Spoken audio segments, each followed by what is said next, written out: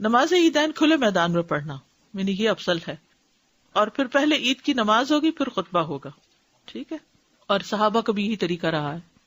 عید کی نماز کے لیے نہ اذان ہے نہ اقامت ہے، یہ یاد رکھنے کی بات ہے۔ آپ کے دور میں بھی کوئی اذان اقامت نہیں کی جاتی تھی، ڈائریکٹ نماز شروع، اسی لیے آپ دیکھیں کہ ایک دم اللہ اکبر کی آواز آتی ہے اور پھر تکبیرات بار بار جو کرتے ہیں۔ امام کے سترے کا خیال کرنا ضروری ہے، کیونکہ آپ صلی اللہ علیہ وسلم کھلے میدان میں نماز پڑھتے تھے تو سترہ رکھتے تھے، اور عید کی نماز جو ہے صرف 2 رکعت ہے، پہلی رکعت میں قرات سے پہلے 7 اور دوسری میں 5 تکبیرات، تکبیرات کے درمیان سکتہ یعنی تھوڑی سی خاموشی، یعنی اللہ اکبر اللہ اکبر اللہ اکبر نہیں کرنا چاہیے، بلکہ اللہ اکبر اللہ اکبر اللہ اکبر رک رک کے پڑھنی چاہیے، اور ان کے درمیان کوئی مخصوص ذکر نہیں ہے۔ تکبیرات کے درمیان اللہ کی حمد و ثنا ہے، ہر 2 تکبیروں کے درمیان اللہ کی حمد و ثنا ہے، مطلب دل میں جیسے سبحان اللہ یا کچھ اس طرح۔ ہر تکبیر کے ساتھ ہاتھ اٹھانا اور باندھنا، یعنی جب اللہ اکبر کہیں گے تو ہاتھ باندھیں گے بھی۔ اچھا، پچھلی دفعہ مجھے کسی نے سوال کیا تھا کہ بعض لوگ جب نماز کے لیے کھڑے ہوتے رفع یدین کے بعد ہاتھ سینے میں باندھتے ہیں اور بعد چھوڑ دیتے ہیں، دونوں طرح ہی جائز ہے۔ جو سینے میں باندھتے ہیں اس میں تحقیق کی ہے میں نے، تو وہ سینے پہ جو باندھتے ہیں اس میں یہ ہے کہ وہ اس بات کو دلیل کے طور پہ لیتے ہیں کہ حتیٰ یعنی ہر عضو اپنی اصل جگہ پر آ جائے، تو نیچے جانے سے پہلے ہاتھ سینے پر تھے تو اٹھ کر بھی اپنی جگہ آ جائے سے مراد وہ کیا لیتے ہیں کہ پھر سینے پر ہی آ جائے، اور بعض اس کو سیدھا ہی چھوڑ دیتے ہیں اور وہ سیدھا رکھ کر اپنی جگہ پر سمجھتے کہ آ گئی۔ تکبیرات کے ساتھ رفع یدین کرنا ہوگا، اور پھر نماز کی طرح دائیں ہاتھ بائیں ہاتھ کے اوپر سینے پر۔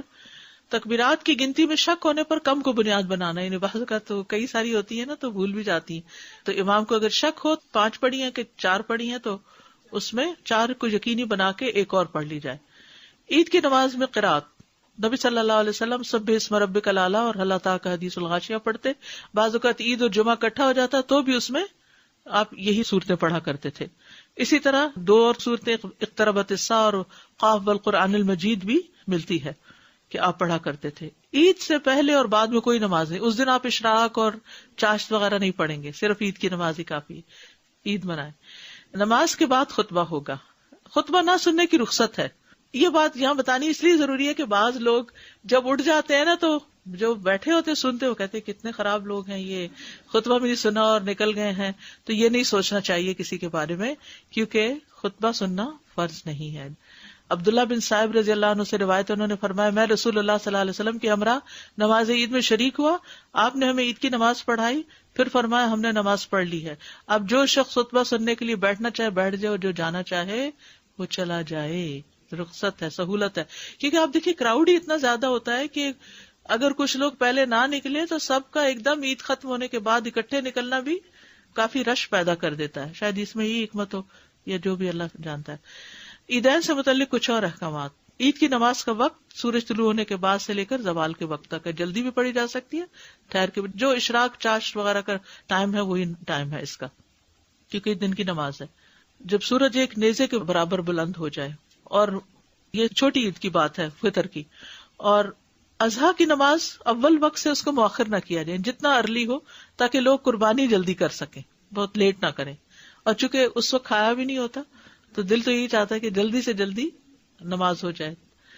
عید الفطر کی نماز کا وقت دیر سے کیوں؟ تاکہ لوگ صدقہ فطر ادا کر سکیں،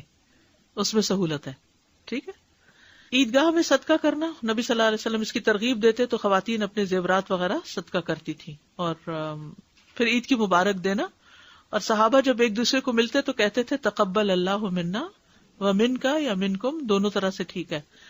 واپسی پر کسی اور راستے سے آنا، یعنی جانا ایک راستے سے، واپس دوسرے راستے پہ آنا۔ عید کے بعد گھر آ کر 2 رکعت پڑھنا، عید کی نماز سے پہلے کوئی نماز نہیں پڑھتے تھے، اپنے گھر واپس آتے تو 2 رکعت نماز پڑھ لیتے تھے، ٹھیک ہے۔ عیدگاہ میں کوئی ایسی نماز نہیں، نہ پہلے نہ بعد میں۔ جمعہ اور عید کا دن اکٹھا ہونے پر، یعنی دونوں دن اگر اکٹھے ہو جائے تو اس دن جمعہ اگر نہ کوئی پڑھنا چاہے تو نہیں بھی پڑھ سکتا۔ عید کے دن روزہ نہیں رکھا جاتا،